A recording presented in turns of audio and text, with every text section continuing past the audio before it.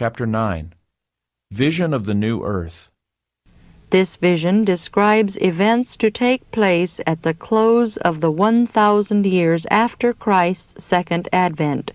See Revelation 20, 21, and 22, and Zechariah 14, verse 4. With Jesus at our head, we all descended from the city down to this earth, on a great and mighty mountain, which could not bear Jesus up, and it parted asunder, and there was a mighty plain. Then we looked up and saw the great city with 12 foundations and 12 gates, 3 on each side, and an angel at each gate. We all cried out, "The city, the great city, it's coming down from God out of heaven." And it came and settled on the place where we stood. Then we began to look at the glorious things outside of the city.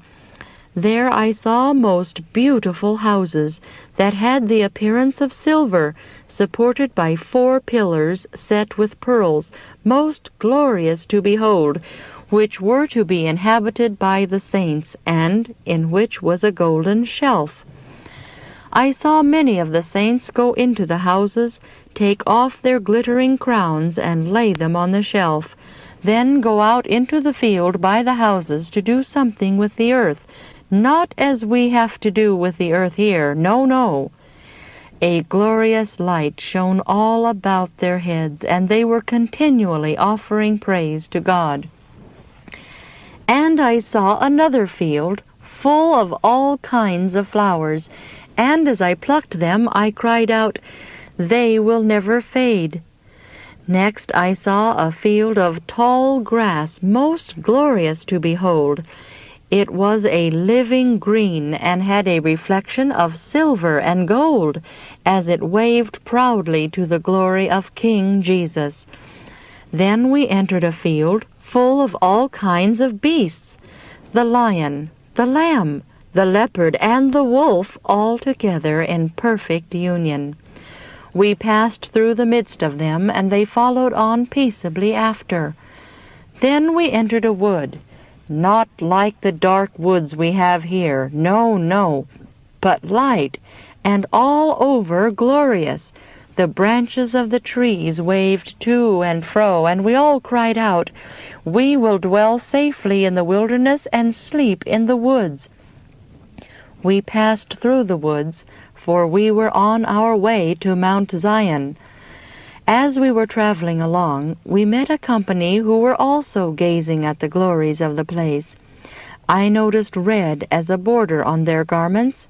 Their crowns were brilliant. Their robes were pure white.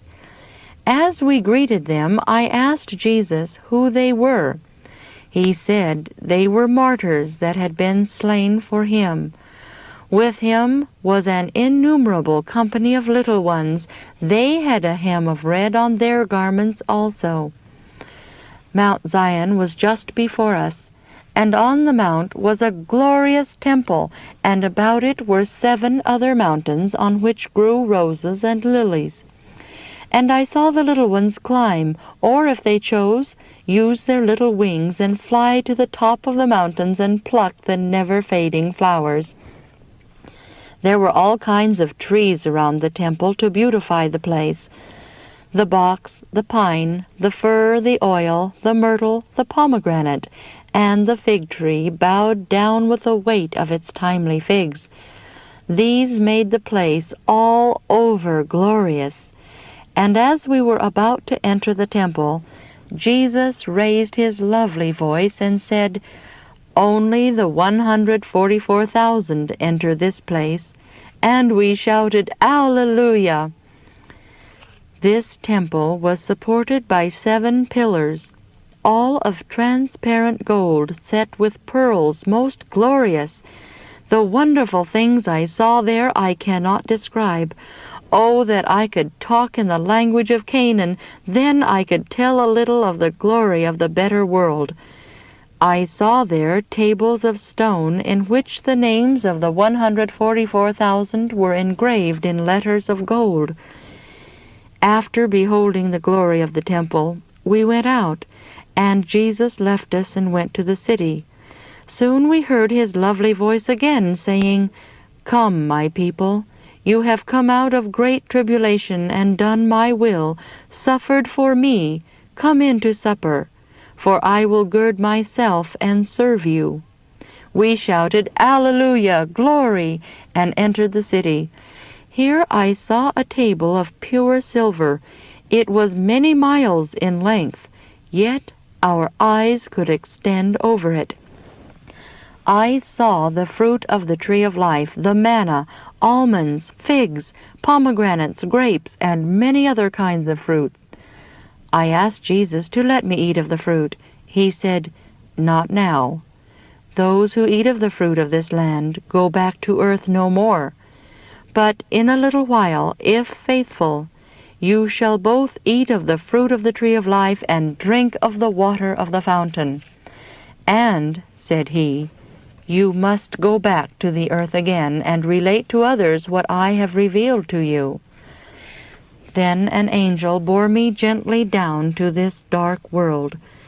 Sometimes I think I can stay here no longer. All things of earth look so dreary.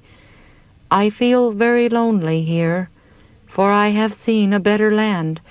Oh, that I had wings like a dove! Then I would fly away and be at rest.